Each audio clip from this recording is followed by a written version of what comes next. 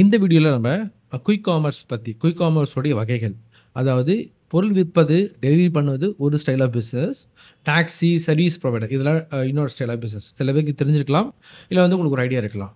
இப்ப இது இ-காமர்ஸ் உடைய 2 வகைய நம்ம சொல்றோம். அதாவது குயிக் காமர்ஸ். இந்த குயிக் காமர்ஸ்ங்கிறது என்னன்னா, எனக்கு ஒரு பொருளோ அல்லது சேவையோ உடனுக்குடன் கிடைக்கணும். இப்ப டாக்ஸி வேணுமா? டாக்ஸி ஆப் இருக்கு. ஓலா இருக்கு. அத புக் பண்ணீங்கன்னா உடனே சர்வீஸ் கிடைக்கும். அடுத்து வந்து எனக்கு வீட்ட கிளீன் பண்றதுக்கு வேணுமா? இப்ப அர்பன் கிளாப்ன்ற ஆப் இருக்கு. இது பெரிய நிறுவனமா இன்னும் வந்து டெவலப் ஆகல. அவங்க சிட்டீஸ்ல மெயின் சிட்டீஸ்ல மட்டும் தான் ஃபோக்கஸ் பண்ணிட்டு இருக்காங்க.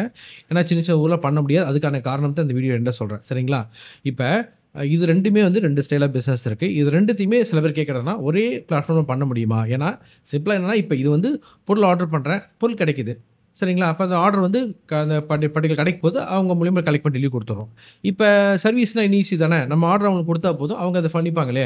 உதாரணத்துக்கு எனக்கு ஒரு எலக்ட்ரிக்கல் வொர்க் இருக்கு. ஃபேன் கிளீன் பண்ணணும். ஏதோ ஒண்ணு ஃபேன் ரிப்பேர் பண்ணணும். இல்ல ஏசி வந்து கிளீன் பண்ணணும் அப்டின்ற வொர்க் இருக்குன்னா, எனக்கு ஆர்டர் வருது. நான் அந்த கடைக்கு அந்த ஆர்டர் ஃபார்வர்ட் பண்றேன். அவங்க சர்வீஸ் கம்ப்ளீட் பண்ணிர்றாங்க. அவ்வளோதானே.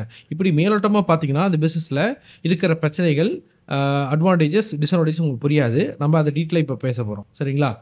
இப்ப ஃபர்ஸ்ட் ப்ராசஸ்ல நம்ம எப்படி டிவைட் பண்ணோமோ, இப்ப ப்ராடக்ட் செல்லிங் எப்படி ஆப்பரேட் ஆவுது.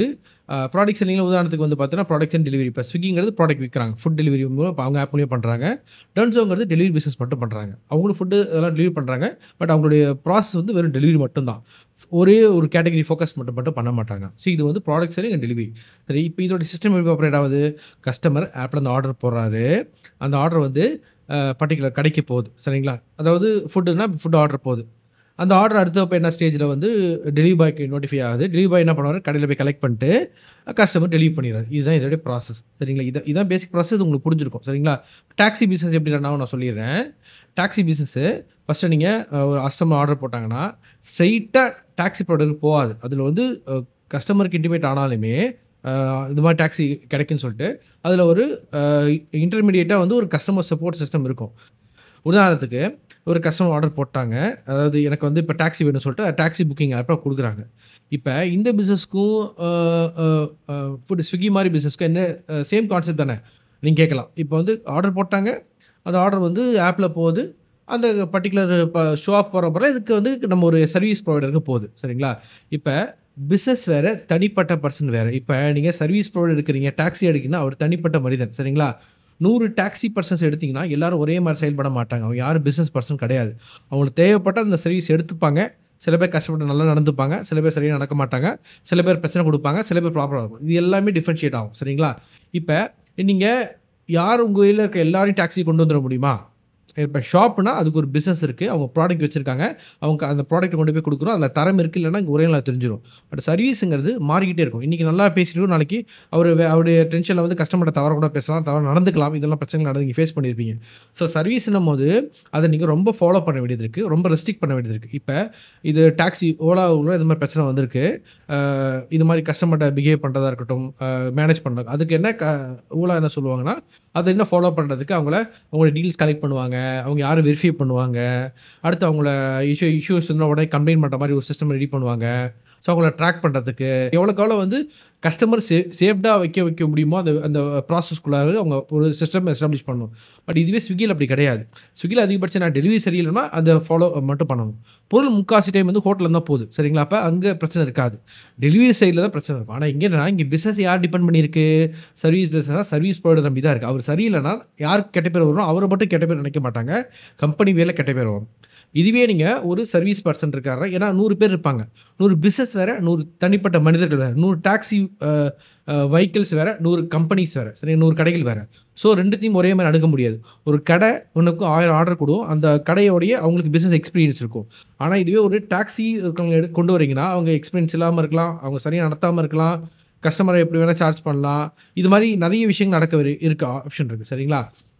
அதே மாரி இப்ப டாக்ஸி பிசினஸ் ஸ்டார்ட் பண்றீங்க. டாக்ஸி வந்து 2 டாக்ஸியோட ஸ்டார்ட் பண்ண முடியுமா? முடியாது. இப்ப சார் நான் சின்ன ஊர் சார் கிராமம். இங்க வந்து எனக்கு 2 டாக்ஸி ஃபர்ஸ்ட் வச்சிருக்கேன். அப்படின்னா கஸ்டமர் ஒரு 10 பேர் வராங்கன்னா, 10 பேருக்கு குறைஞ்சபட்சம் 15, 20 டாக்ஸி குடுத்தா தானே அவங்க செலக்ட் பண்ண முடியும். ஃபுட் டெலிவரில நீங்க ஈஸியா பண்ணலாம். இப்போ உதாரணத்துக்கு 2 டெலிவரி பாய்னா, எனக்கு 10 ஆர்டர் வருதா, அந்த டெலிவரி பாய் வச்சு நம்ம இன்கிரீஸ் பண்ண முடியும். அதாவது இப்ப 2 பேர் வராங்களா, ஒரு ஒரு ஆர்டர் வந்து ஒரு நாளைக்கு வந்து ஒரு 5 பேர் 10 பேர் பார்ப்பாங்க. ஸோ கிராஜுவலா நீங்க பிசினஸ் குரோ பண்ண முடியும். டாக்ஸின்னும்போது வந்தாலே, அங்க 2டே 2 டாக்ஸி தான் காட்டுதுன்னு வச்சுக்கோங்க. கஸ்டமர் வருவாங்களா, அங்க நெறைய ஆப்ஷன்ஸ் இருக்கணும். இங்கேருந்து நான் எங்க தூரம் வேணா போ வேண்டியது இருக்கும். இப்ப நான் இங்கேருந்து கடலூர்லேருந்து பாண்டிச்சேரி போணும். அப்ப எனக்கு பாண்டிச்சேரியிலேயே சர்வீஸ் இருக்கணும், இங்கேயும் சர்வீஸ் இருக்கணும். இல்ல சார் நான் இது சின்ன ஊர் தான் பண்றேங்க. கடலூர்ல ஒரு பர்ட்டிகுலர் டவுன்ல மட்டும் தான் பண்றேன்னு பண்ண முடியாது. பட் ஃபுட் டெலிவரி இப்படி பண்ணலாம். ஃபுட் டெலிவரில சின்ன ஊர் போட்டு, இங்க மட்டும் டெலிவரி பண்ண சொல்லிட்டு தனி ஜோன் கிரியேட் பண்ணி அங்க மட்டும் பண்ணலாம் பிசினஸ். ஆனா டாக்ஸி பிசினஸோ, சர்வீஸ் பிசினஸோ அப்படி ரன் பண்ணவே முடியாது. அது வேற மாரி ரன் ஆகும். ஸோ இந்த டிஃபரன்ஸஸ் நீங்க புரிஞ்சுக்கணும். இந்த டிஃபரன்ஸஸ் ஏன் புரிஞ்சுக்கணும்னா, சில பேர் இந்த ஒரே பிளாட்ஃபார்ம்ல 2த்தையும் பண்ண முடியும் அப்படின்னு யோசிக்கிறாங்க. இப்ப நீங்க சொல்ற கான்செப்ட்டே வருவோம். சர்வீஸ்க்கு ஆர்டர் போயிடுது. அந்த சர்வீஸ் மேன் உங்களுக்கு எப்படி பே பண்ணுவார்? உதாரணத்துக்கு எனக்கு எலக்ட்ரிக்கல் ஒரு ஏசி கிளீன் பண்ணணும். இல்ல வந்து ஃப்ரிட்ஜ் ரிப்பேர் பண்ணணும். சரிங்களா? இப்ப எனக்கு ஃப்ரிட்ஜ் ரிப்பேர்ன்னு சொல்லிட்டு, அப்ப ரூ. 100 சர்வீஸ் குடுக்குறீங்க. ரூ. 100 சரிங்களா? ரூ. 100ல அந்த சர்வீஸ் கம்ப்ளீட் ஆகுமா? ஆகாது. அப்ப கஸ்டமர் நினைப்பாங்க, இந்த சர்வீஸ் ஃப்ரிட்ஜ் ரிப்பேர் பண்றதுக்கு ரூ. 100 போட்டிருக்கீங்க அப்படின்னு. அப்ப ரூ. 100 செலக்ட் பண்ணி கஸ்டமர் பே பண்ணிருவாங்க. இல்ல வந்து கேஷ் ஆன் டெலிவரி செலக்ட் பண்ணுவாங்க. அப்ப அந்த அந்த பர்ட்டிகுலர் சர்வீஸ் பெர்சனுக்கு அது இன்டிமேட் ஆகும்.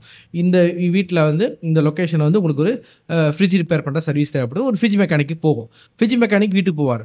அப்ப இந்த ரூ. 100ல சர்வீஸ் கம்ப்ளீட் பண்ண முடியுமா? முடியாது. கஸ்டமர்ட்ட சொல்ல முடியாது. இல்ல சார் ஆப்ல வந்து ரூ. 100 தான் போட்டிருக்கு. நீங்க 1500 கேட்பீங்கன்னுவாங்க. இல்ல மேடம், ரூ. 100ங்கிறது பேசிக் சர்வீஸு. ரூ. 100 இல்ல.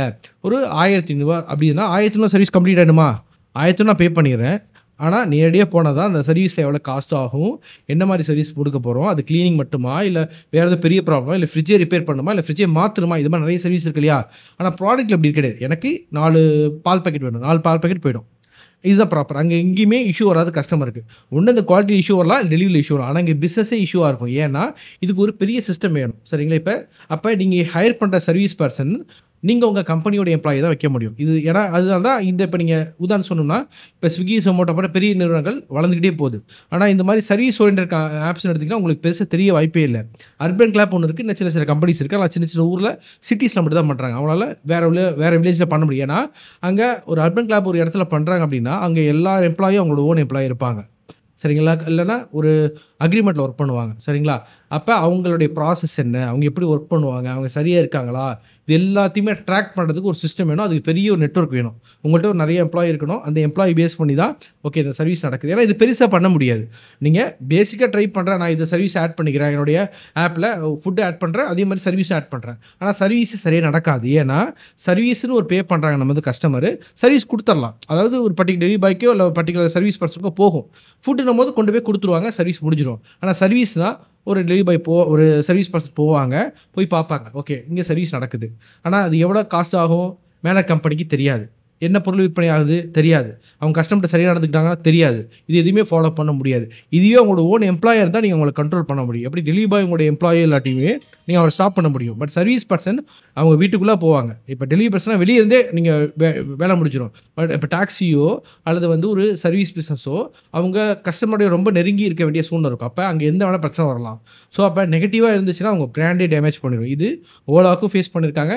அர்பன் கிளாப் அது பண்ணல. இப்ப ஓலா வந்து எல்லாருமே எம்ப்ளாயி எடுக்க முடியுமா? எல்லாரும் கார்ஸையும் வாங்கி 1000 கார் வாங்கி 1000 டிரைவர்ஸ் அவங்களே போட முடியாது. அப்ப அதுக்கு ரெகுலேஷன் தான் கொண்டு வர முடியும். சரிங்களா? அதுலயும் கூட நெறைய பிரச்சனைகள் ஃபேஸ் பண்ணிட்டே இருப்பாங்க. பட் ஓலால சரிங்களா? பட் அத இம்ப்ரூவ் பண்ணிட்டே இருக்கணும். அப்ப அது ஸ்மால் ஸ்கேல்ல பண்ண முடியாது. ஒரு டாக்ஸியோ இல்ல சர்வீஸ் பிசினஸையோ சின்ன ஊர்ல சின்னதா ஸ்டார்ட் பண்ணி பெருசா பண்ணவே முடியாது. ஸ்டார்ட் பண்ணா ஒண்ணு பெருசா தான் பண்ணி ஆகணும். சின்னதா பண்ண முடியாது. Heavy investment. இப்ப சர்வீஸ் பிசினஸ்ங்கிறது நெறைய நெட்வொர்க், நெறைய மேன் பவர ப்ராப்பரா மேனேஜ் பண்றதுக்கான டீம் இருந்தா மட்டும் தான் பண்ணக்கூடியது.